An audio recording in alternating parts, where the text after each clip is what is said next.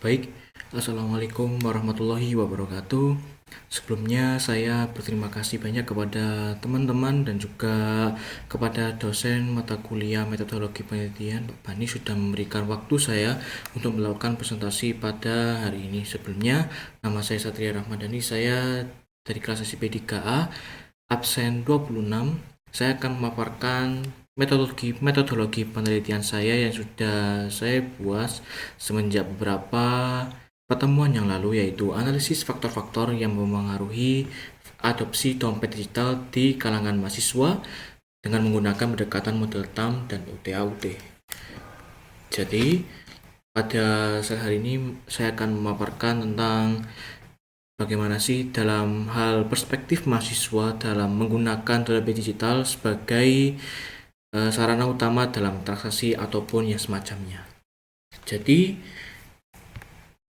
kenapa penelitian ini sungguh penting? Karena dengan fenomena digitalisasi pada sektor pembayaran yang dimana pada sumber Jakpras semester 1 atau kuartal 1 pada tahun 2024 menyatakan bahwa ada 93% responden melakukan pembayaran digital dan juga 97% yaitu mengandalkan dompet digital untuk transaksi.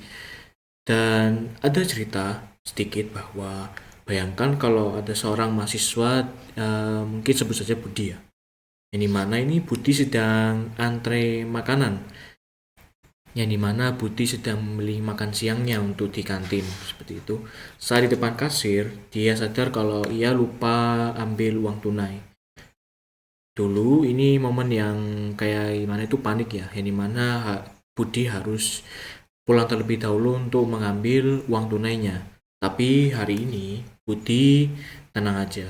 Jadi ia mengeluarkan smartphone-nya dengan scan QRIS, dengan masukkan PIN dan hitung sesuai dengan apa yang ia beli.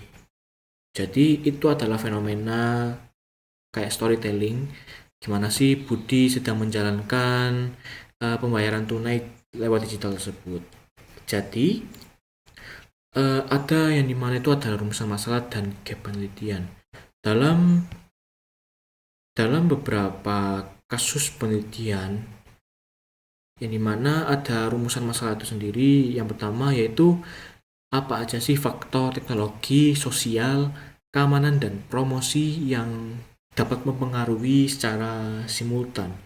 Untuk yang kedua ini, faktor manakah sih yang paling dominan mempengaruhi mahasiswa-mahasiswa tersebut? Untuk gap penelitiannya ini memiliki kekosongan teori, di mana pada model TAM itu sendiri yang sudah dirancang oleh Davis 1989, fokusnya adalah aspek teknisnya, yaitu perspektif usefulness dan easy use. Dan dimana untuk model UT-AUT yang dilibatkan oleh Van Kates tahun 2003, yang dimana kuat di aspek sosial, yaitu social influence, yang dimana ini kurang spesifik pada risiko finansial. Maka saya mempunyai solusi, yang dimana integrasi antara TAM dan UT-AUT ini digabung menjadi satu dengan penamaan variable berupa kontekstual, di mana memiliki modifikasi model untuk mencegah masalah tersebut. Di mana ini dimensi teknologi itu dari TAM sendiri, ada persepsi manfaat dan juga persepsi kemudahan. Untuk yang kedua adalah dimensi sosial dari UT-AUT, yaitu pengaruh sosial bisa melalui teman atau lingkungan mungkin. Dan juga ada variabel independen, yaitu adopsi dompet digital. Ini mana ini dimensi kontekstualnya adalah persepsi keamanan dan juga daya tarik promosi, yaitu adalah mahasiswa dengan sensitif dengan harga atau diskon pada aplikasi tersebut.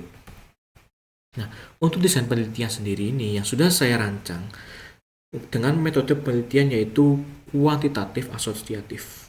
Ini pendekatan tersebut akan menguji hubungan sebab dan akibat, atau kata lain yaitu kausalitas dari variabel penelitian melalui analisis data numerik ini. Ini mana kita mencari tahu apa sebabnya mahasiswa Polnema yang sedang menggunakan aplikasi tersebut ini seperti apa.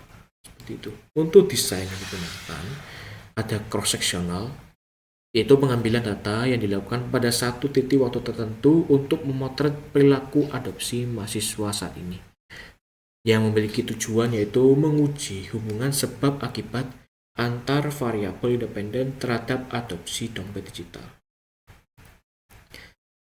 Di mana kita akan melalui pengetesan dengan mengambil populasi dan teknik sampling yang ingin digunakan. Untuk populasi, kita akan mengambil mahasiswa aktif Politeknik Negeri Malang dari D2 hingga S2.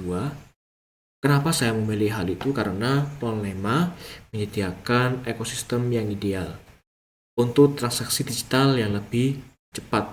Karena kan mahasiswa Polnema sudah menggunakan teknologi digital yang sama seperti kampus-kampus lain dan juga memiliki hal-hal yang modern dalam hal finansial seperti itu.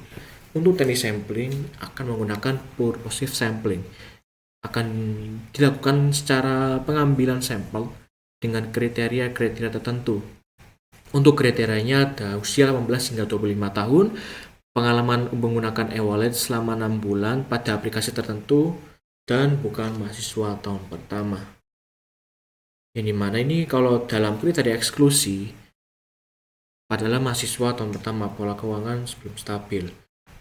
Selanjutnya adalah hipotesis penelitian di mana ini secara simultan kelima variabel manfaat, kemudahan, keamanan sosial, dan promosi secara bersama-sama mempengaruhi signifikan terhadap adopsi dompet digital. Tapi kalau dalam parsial memiliki pengaruh positif yang signifikan, di mana ada persepsi manfaat, kemudahan, keamanan sosial, dan tarik promosi adalah adopsi dompet digital itu sendiri. Contohnya seperti ini. Semakin tinggi persepsi keamanan dan semakin menarik promosi, maka semakin tinggi tingkat adopsi mahasiswa. Untuk instrumen dan pengukurannya, di mana ada metode pengumpulan data dengan kuesioner secara tertutup dengan skala pengukuran secara Likert 5 poin.